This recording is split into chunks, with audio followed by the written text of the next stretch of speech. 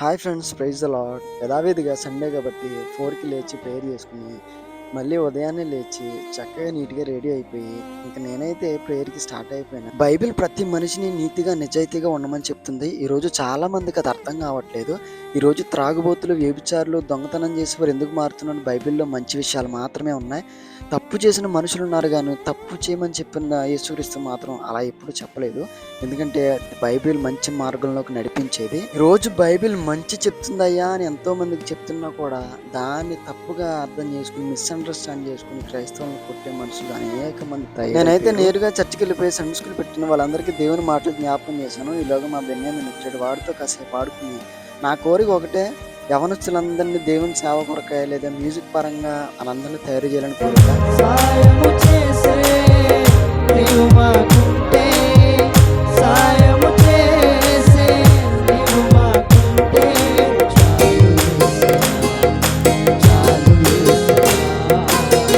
నమ్మకమైన దేవుడవైనా నీవే చాలు. చక్కని పాటలు పాడుకుని ఇంకా ప్రార్థన చేసుకుని బైబిల్ జ్ఞానానికి అయితే వచ్చాము. బైబిల్ చదువుకుని మేము ఆరాధన చేసాము. చక్కగా ఈరోజు చాలా బాగా జరిగింది. చాలయ్యా యేసయ్యా యేసయ్యా నీ కృప చాలయ్యా నీ కృప లేనిదే నీ దయ లేనిదే చిన్నమైన బ్రతుకలేనయా నీ కృప లేనిదే నీ దయ లేనిదే చిన్నమైన బ్రతుకలేనయా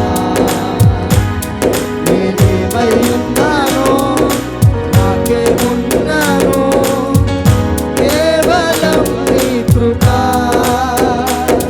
నేనేమై ఉన్నానో నాకేమున్నానో కేవలం ఆ మాట కాస్త దేవుని నోట పెట్టావు అంటే, చెవిని పెట్టావు అంటే దేవుడు ఆలకిస్తాడు.